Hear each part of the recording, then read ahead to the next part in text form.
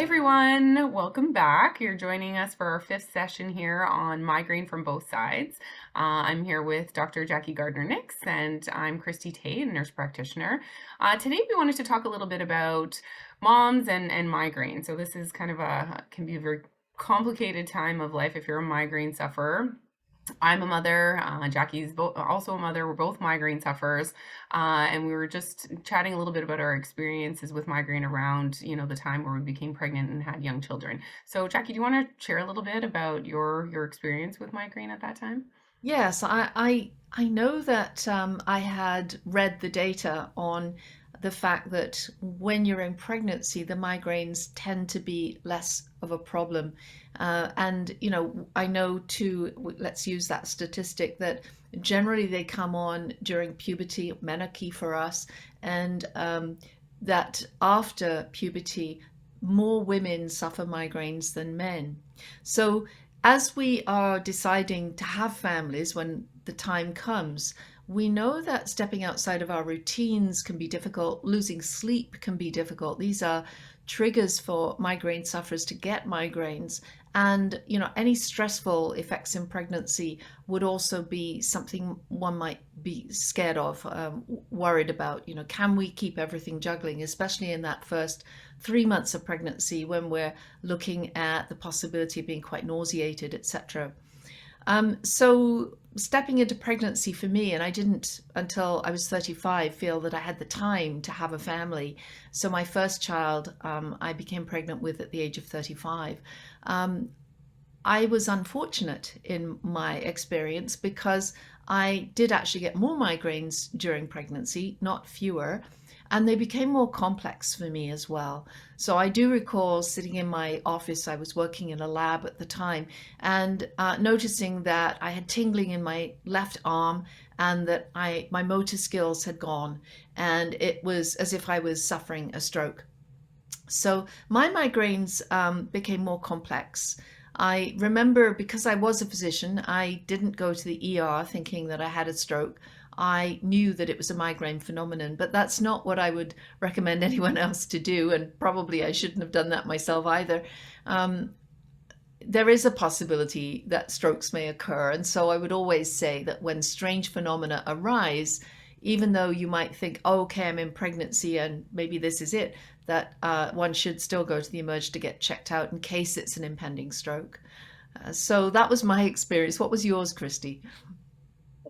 I guess in my case, I was very happy to be along with the bulk of the statistics as a migraine sufferer. So, my migraine attacks did improve wonderfully actually in pregnancy. So second and third trimester, I have four kids, and so that was probably the most migraine free time that I had in my life.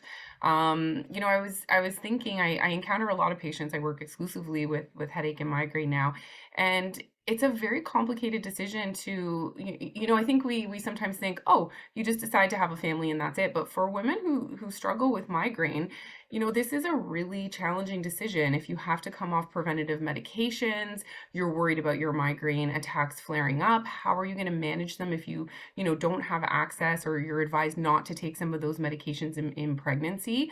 And so I hear women saying that they want to maybe delay having or growing their families or having kids, are very worried about how they're going to take care of their young children when they have migraine. So I think it's a really, really complicated thing that's not really discussed, and not really visible, that we have to make these kind of decisions, and the burden may fall on us or the individual carrying the child who suffers from migraine.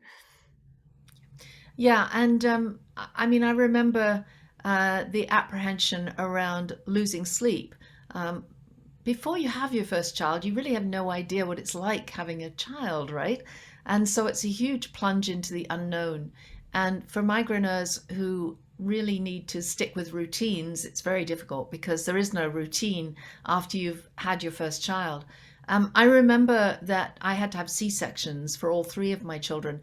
And I remember getting the migraines within a few hours of recovering from the C-section each time, which made it very hard to bond with my child that had just been born. um, so that was really difficult for me because At the end of a pregnancy, you're already quite sleep deprived because of the bulk and not being able to get into a comfortable position. And for me and for many migraine sufferers, sleep deprivation is a trigger.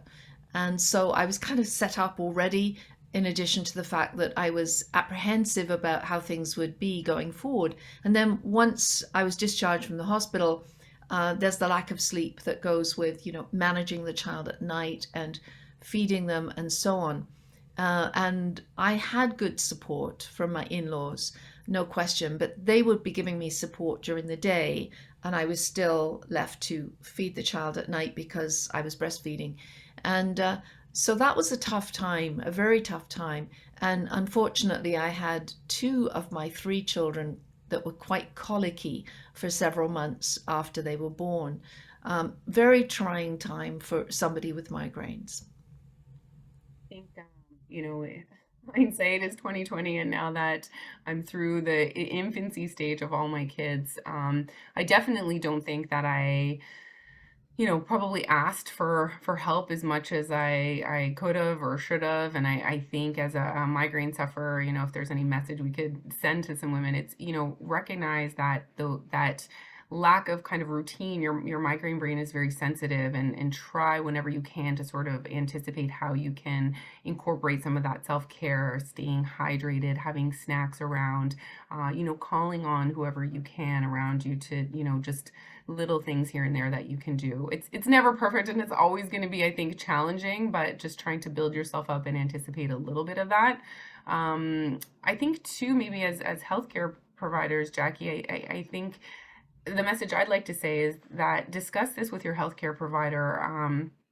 Have a plan in place, express that maybe you're worried about how your migraine attacks may deteriorate during pregnancy and afterwards, and keep that sort of at the forefront. Do you have any thoughts on to your young Yeah, mother self that I could know. have been It was helpful? challenging. It was challenging.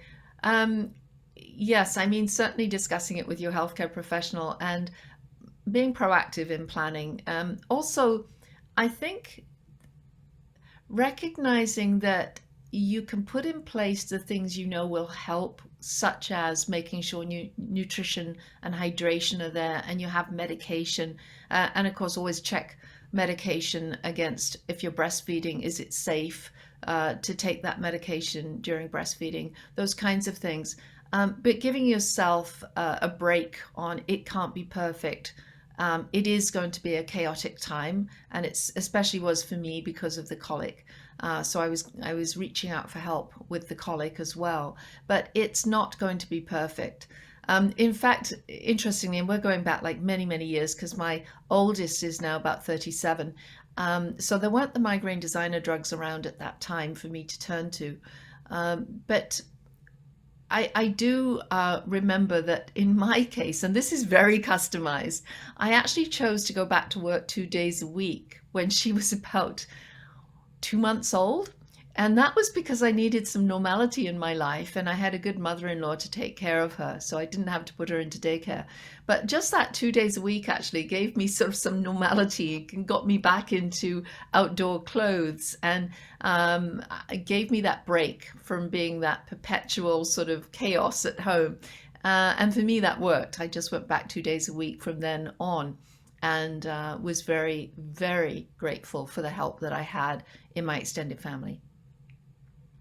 Yeah, I think, it's gonna look different for everyone, right? So what is self-care and what you need, I think as a mom, it's more just giving yourself that permission to be okay. It might be different from, what your mom did, your best friend did, but if you recognize that that's something you derive benefit from, then I think it's important to allow yourself that, because you're right, it's gonna be a very chaotic time. Mhm.